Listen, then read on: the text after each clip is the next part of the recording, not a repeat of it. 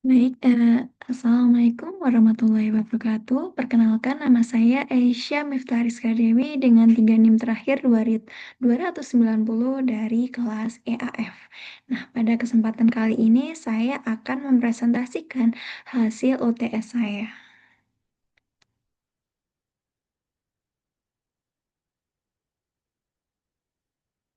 Nah, jadi saya mengambil eh, perusahaan yaitu PT Bukit Asam Tbk yang sudah berdiri sejak 1981 yang bergerak di sektor energi khususnya di pertambangan batubara.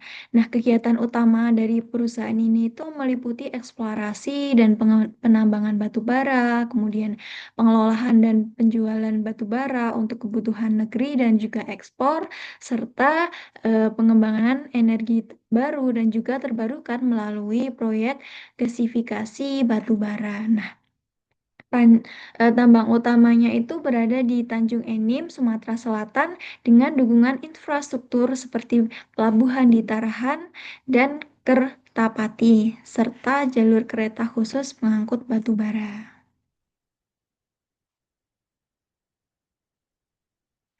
Nah, kemudian saya akan menjelaskan mengenai resiko-resiko yang kemungkinan akan terjadi di PT Bukit Asam Tbk.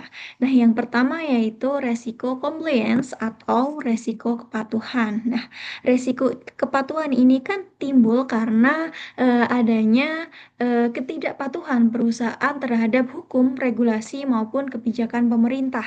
Nah, dalam sektor pertambangan, kepatuhan itu mencakup seperti aspek lingkungan, keselamatan kerja, izin tambang, dan juga regulasi energi.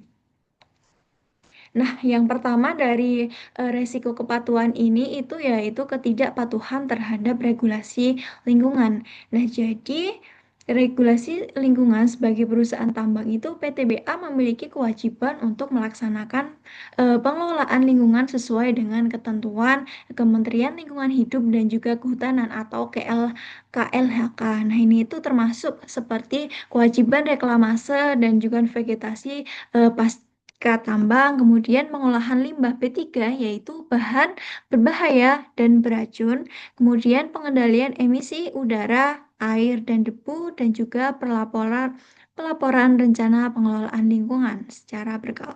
Nah, jika PTBA itu tidak memenuhi standar tersebut, perusahaan dapat dikenakan sanksi administratif, denda, dan juga pencabutan izin tambang. Nah, selain itu, ketidakpatuhan juga dapat memicu penolakan sosial dari masyarakat sekitar tambang. Nah, yang kedua yaitu pelanggaran K3 atau keselamatan kesehatan kerja. Nah, jadi kegiatan tambang itu memiliki potensi bahaya tinggi seperti longsor, ledakan bahan peledak, kemudian kecelakaan alat berat. Nah, jadi PTBA itu wajib mengikuti ketentuan Permen ESDM nomor 26 tahun 2018 tentang keselamatan pertambangan. Nah, jika terjadi pelanggaran standar K3, dampaknya itu dapat meliputi seperti cedera ataupun juga kematian pekerja, kemudian gugatan hukum atau denda, terus gangguan operasional dan juga penurunan produktivitas dan kerugian reputasi perusahaan.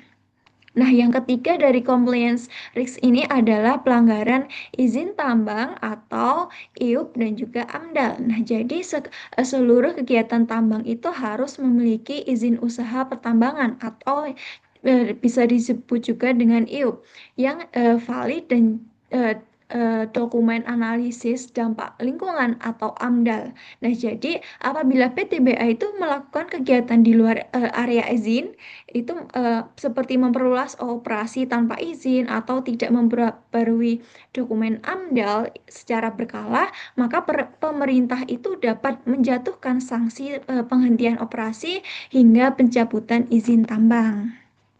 Nah, yang kedua, resiko yang kedua yaitu control risk atau bisa disebut juga dengan resiko pengendalian. Nah, resiko pengendalian ini berkaitan dengan kelemahan dalam sistem manajemen internal.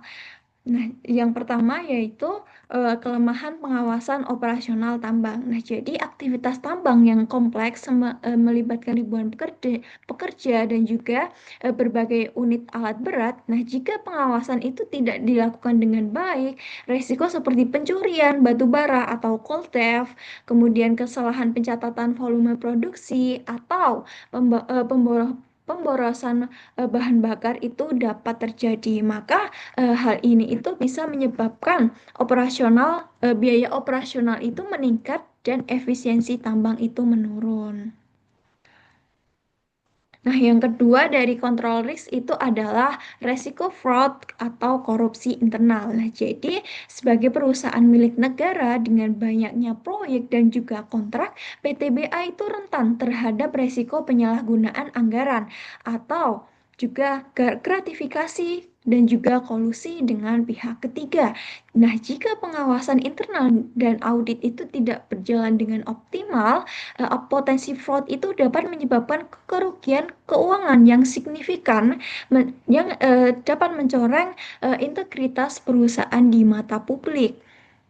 Nah, yang ketiga yaitu gangguan rantai pasokan dan distribusi batu bara. Nah, jadi proses pengiriman batu bara dari tambang ke pelabuhan itu sangat bergantung pada kereta api dan juga pelabuhan khusus. Nah, jika ada gangguan pada transportasi akibat cuaca buruk, kerusakan jalur atau gangguan teknis itu, pengiriman ke pelanggan dapat tertunda dan mempengaruhi arus kas serta pendapatan perusahaan.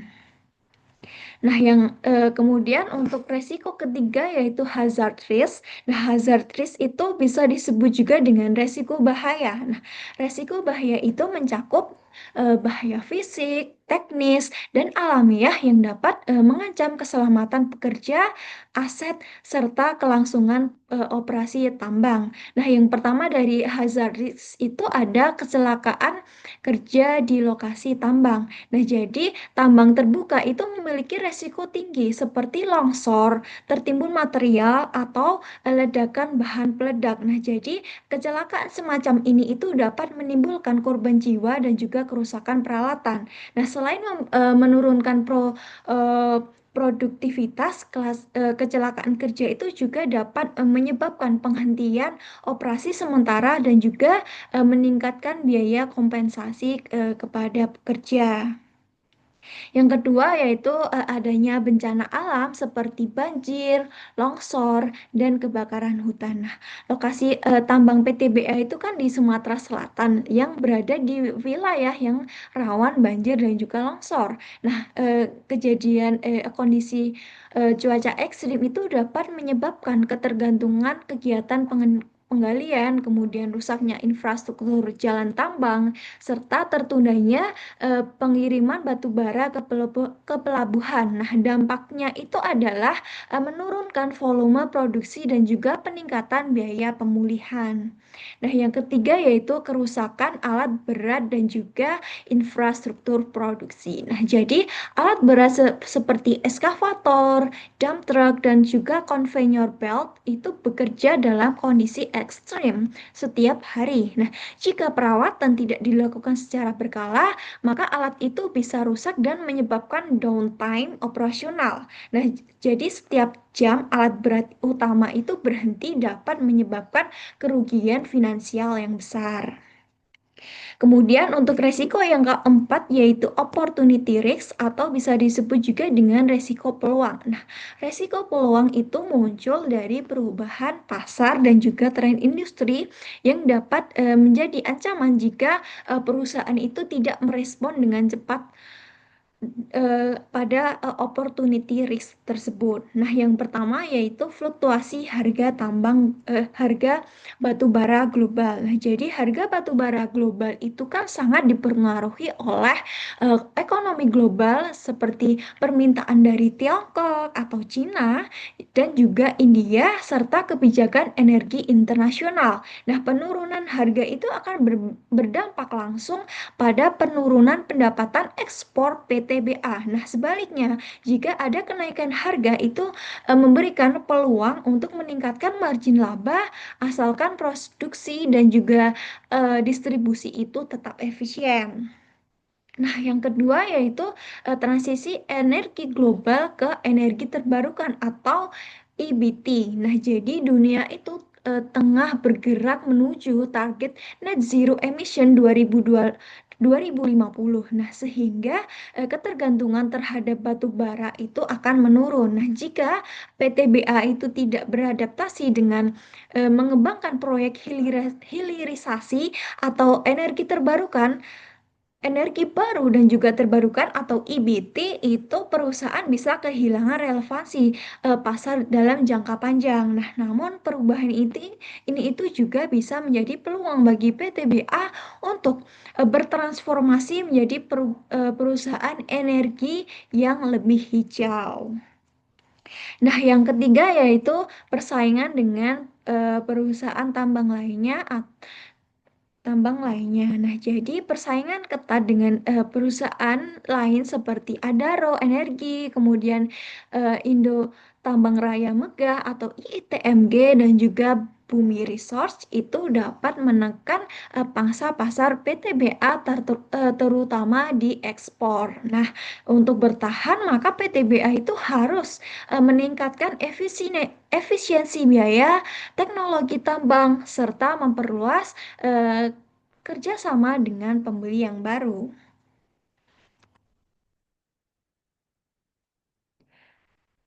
Nah, kemudian dari eh, resiko-resiko tadi yaitu resiko compliance, resiko kontrol, resiko hazard, resiko opportunity itu aku em, me- menentukan tingkat likelihood dan juga impact dari resiko-resiko tadi.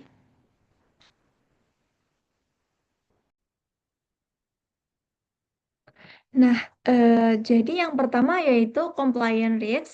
Nah, yang pertama itu ketidakpatuhan terhadap regulasi lingkungan hidup. Nah, ini tuh dengan tingkat kemungkinan possible dan dampak severe. Severe.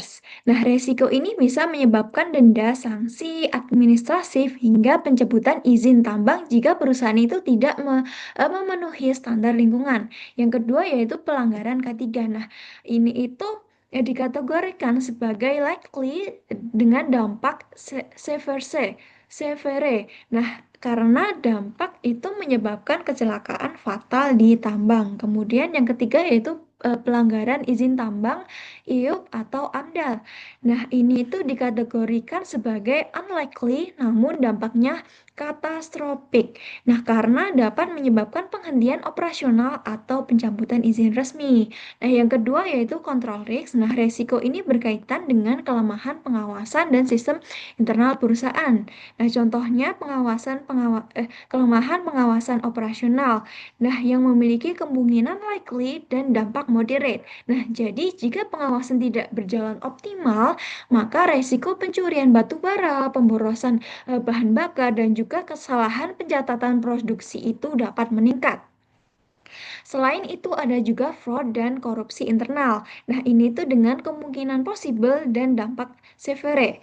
Nah, risiko ini juga dapat merugikan keuangan dan mencoreng citra PTBA sebagai perusahaan BUMN. Nah, yang ketiga yaitu hazard risk. Nah, risiko ini berasal dari kondisi fisik dan juga teknis di lapangan tambang. Nah, yang pertama yaitu kecelakaan kerja tambang dengan kemungkinan likely dan dampak katastrofik karena dapat menyebabkan korban jiwa dan juga kerugian yang besar. Nah, yang kedua yaitu bencana alam seperti banjir dan juga longsor dengan kemungkinan possible dan dampak severe.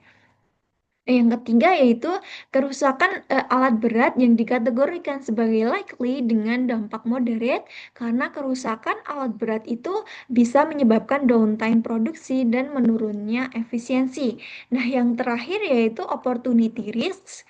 Nah, jadi opportunity risk ini merupakan resiko peluang yang muncul dari perubahan tren industri dan juga pasar global. Nah, yang pertama yaitu fluktuasi harga bah- eh, batu bara global. Nah, dengan kemungkinan almost certain dan dampak severe. Karena harga batu bara itu sangat dipengaruhi oleh kondisi ekonomi global. Nah, yang kedua yaitu transisi energi global. Ini itu dikategorikan sebagai likely dan berdampak katastrofik karena pergeseran menuju energi terbarukan itu dapat mengancam keberlanjutan bisnis batubara PTBA. Nah, yang terakhir yaitu persaingan antar perusahaan tambang. Nah, ini itu dengan kemungkinan possible dan dampak moderat terutama di pasar impor ekspor.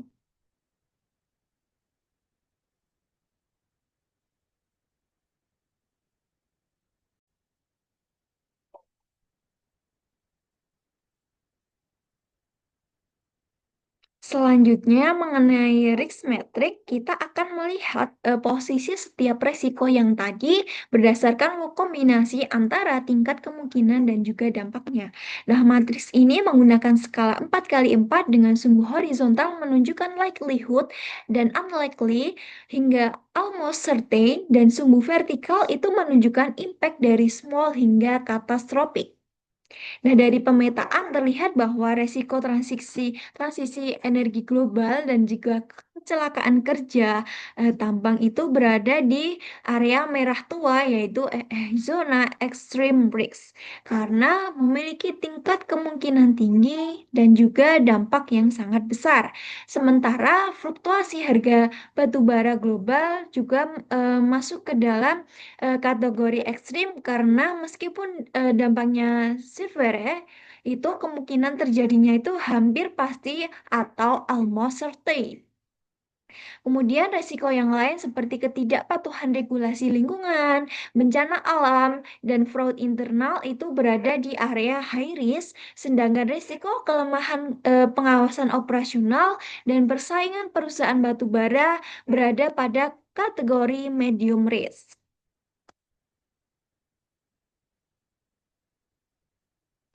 Kemudian untuk prioritas risiko berdasarkan hasil pemetaan pada risk matrix tadi dapat disimpulkan tiga kategori dengan prioritas tertinggi yaitu extreme risk bagi PT Bukit Asam, yaitu adalah transisi energi global dengan likely dan impact katastrofik.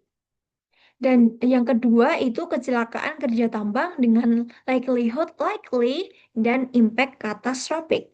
Nah, yang ketiga yaitu fluktuasi harga batu bara global dengan likelihood almost certain dan impact severe. Nah, ketiga risiko ini perlu menjadi fokus utama perusahaan dalam pengelolaan risiko karena memiliki dampak langsung terhadap keberlangsungan bisnis, keselamatan pekerja, dan juga keuangan perusahaan.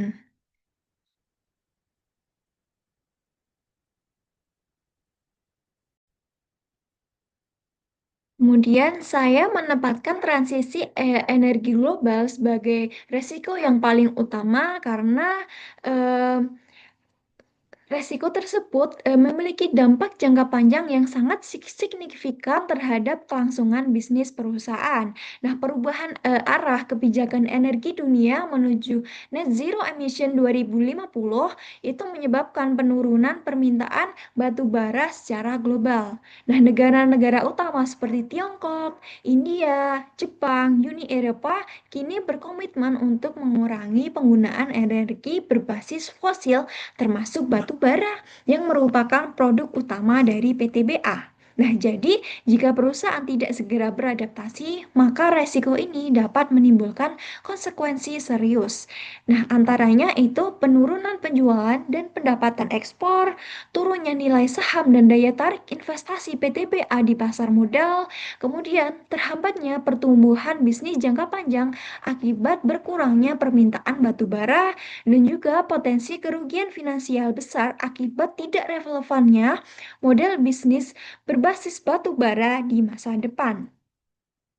Oleh karena itu, resiko ini tergolong dalam katastrofik karena dapat mengancam sustainability atau keberlangsungan dan keberlanjutan PTBA secara keseluruhan.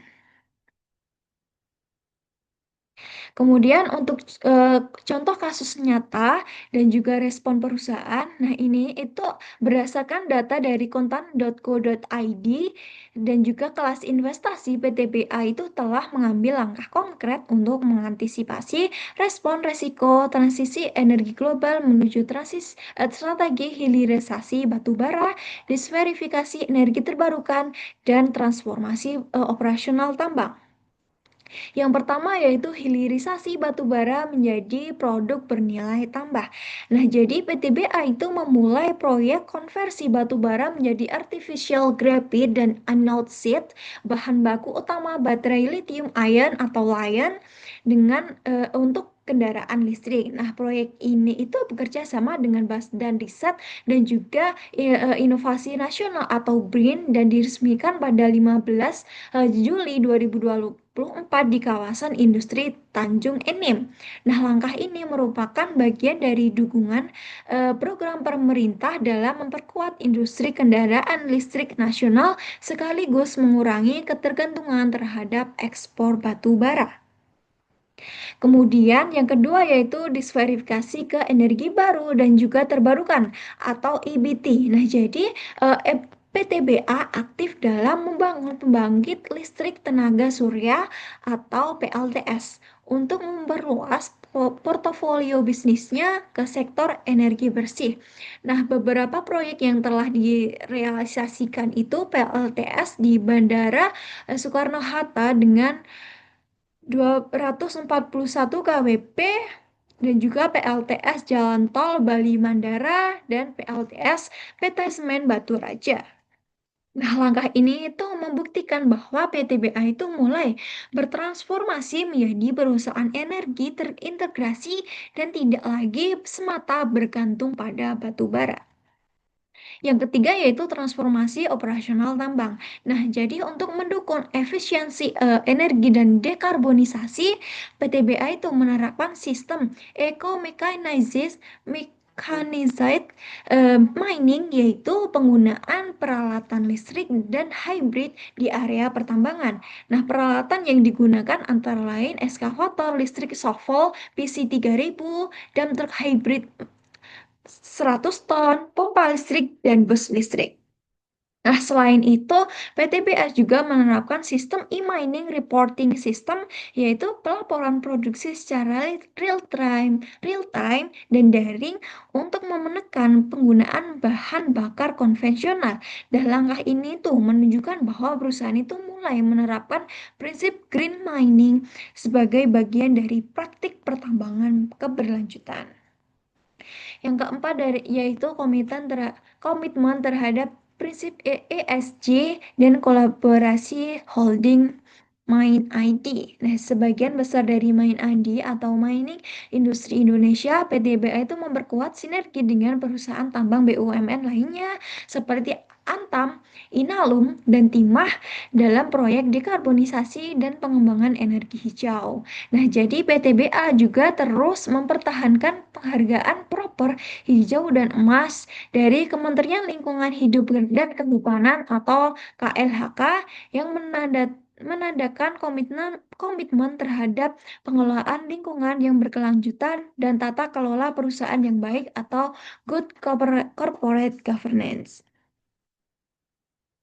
Kemudian ini adalah gambaran Rixpoutai dari kasus kecelakaan kerja di lokasi tambang.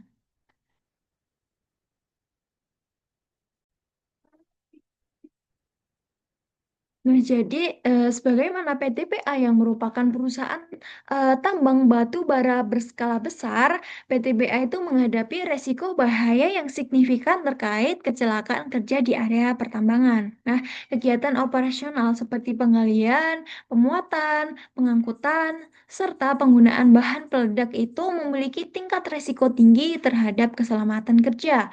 Nah, keselamatan kerja dapat terjadi akibat human error longsor, kondisi lingkungan tambang yang tidak stabil, maupun kegagalan alat berat. Nah, dampaknya tidak hanya dalam berupa korban jiwa, namun dapat juga berupa kerugian finansial, tetapi juga dapat mengganggu kelangsungan produksi, menurunkan reputasi perusahaan, serta menimbulkan konsekuensi hukum dan sosial. Nah, dari gambaran risk Bowtie ini, di sisi resiko, sisi source itu ada kondisi kerja yang tidak aman. Nah, jadi lingkungan tambang itu memiliki medan yang curam, jalur yang berlumpur, penerangan yang kurang memadai, kemudian paparan cuaca yang ekstrim itu meningkatkan potensi kecelakaan di lokasi kerja. Nah, tanah yang labil itu dapat memicu longsor atau juga runtuhan dinding tambang. Nah, terutama pada area open pit mining. Nah, selain itu, aktivitas di area beresiko tinggi tanpa sistem slope monitoring yang efektif dapat menyebabkan cedera bahkan juga korban jiwa. Yang kedua yaitu penggunaan peralatan yang salah. Nah, resiko ini timbul akibat kesalahan operator dalam menjalankan alat berat seperti dump truck, eskavator, dan juga conveyor belt. Nah, ini tuh bisa juga disebut dengan human error. Nah, ketidaksesuaian antara jenis alat dan juga kondisi medan tambang itu serta penggunaan bahan peledak tanpa prosedur keselamatan yang ketat juga dapat mengakibatkan ledakan atau tabrakan alat berat di area operasional. Yang ketiga yaitu kurangnya pengawasan dan kesadaran keselamatan. Kelemahan dalam sistem pengawasan internal serta rendahnya kepedulian terhadap penerapan K3 itu dapat menjadi faktor penyebab penting. Nah, misalnya, jika manajemen tidak melakukan inspeksi rutin atau tidak menindaklanjuti laporan potensi bahaya, maka hal ini tuh dapat menyebabkan kelalaian sistematis yang berujung pada insiden.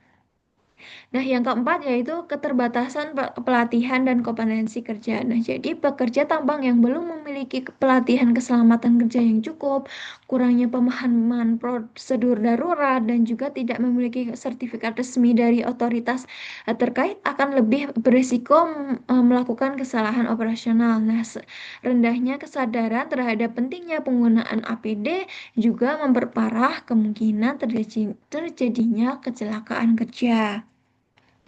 Nah, kemudian untuk langkah pengendalian risiko itu yang pertama dari sisi preventif kontrol atau langkah pencegahan sebelum kejadian. Yang pertama yaitu adanya rutin inspeksi peralatan lingkungan. Nah, jadi pemeriksaan rutin terhadap alat berat, mesin, sistem rem, dan juga area tambang itu dilakukan setiap hari sebelum operasi dimulai. Nah, hal ini itu bertujuan untuk mendeteksi potensi bahaya lebih awal dan memastikan seluruh peralatan itu berjalan optimal. Kemudian adanya penerapan SOP dan juga standar K3 tambang. Nah, PTBA itu menerapkan standar operasi atau SOP yang mengacu pada Peraturan Menteri ESDM Nomor 26 tahun 2018 tentang keselamatan tambang.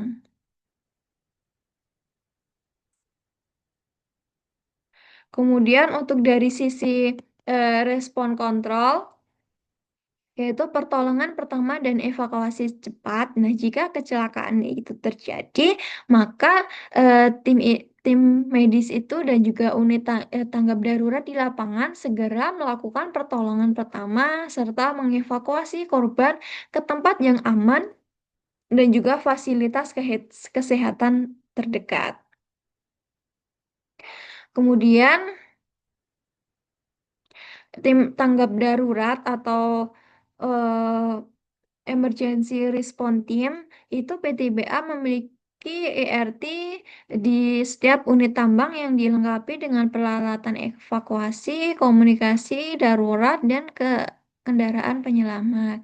Kemudian investigasi kecelakaan. Nah, setelah kecelakaan terjadi, lakukan investigasi menyeluruh untuk menemukan penyebab utama kecelakaan. Nah, hasil analisis dapat digunakan untuk memperbaiki prosedur kerja dan mencegah kejadian serupa di masa yang akan datang. Nah, untuk impact atau dampaknya itu yang pertama adanya cedera atau kematian pekerja. Nah, dampak paling serius dari cedera eh, paling serius dari kejadian ini adalah cedera berat hingga kematian. Hal ini dapat menyebabkan trauma bagi pekerja lain serta menimbulkan tanggung jawab moral dan juga hukum bagi perusahaan. Nah, yang kedua yaitu gangguan operasional tambang. Nah, kecelakaan itu dapat memaksa perusahaan untuk menghentikan kegiatan produksi sementara untuk menginvestigasi dan perbaikan. Nah, hal ini itu berdampak pada penurunan produktivitas dan juga keterlambatan pengiriman batu bara ke pelanggan. Yang ketiga yaitu kerugian finansial. Nah, PTBA harus menanggung biaya kompensasi korban, denda administratif dari pemerintah, serta biaya perbaikan alat dan infrastruktur yang rusak. Nah, selain itu, adanya downtime produksi berpotensi menurunkan laba perusahaan. Yang keempat yaitu reputasi dan sanksi regulasi. Nah, kecelakaan kerja itu dapat merusak citra perusahaan sebagai BUMN tambang yang mengedepankan prinsip GCG dan good mining practice. Nah, jika ditemukan pelanggaran serius, perusahaan itu dapat dikenai sanksi hingga pencabutan izin operasi oleh Kementerian ESDM. Nah, demikian presentasi dari saya mengenai PT Bukit Asam dari resiko, matriks, dan juga contoh kasusnya. Sekian dari saya, kurang lebihnya mohon maaf. Wassalamualaikum warahmatullahi wabarakatuh.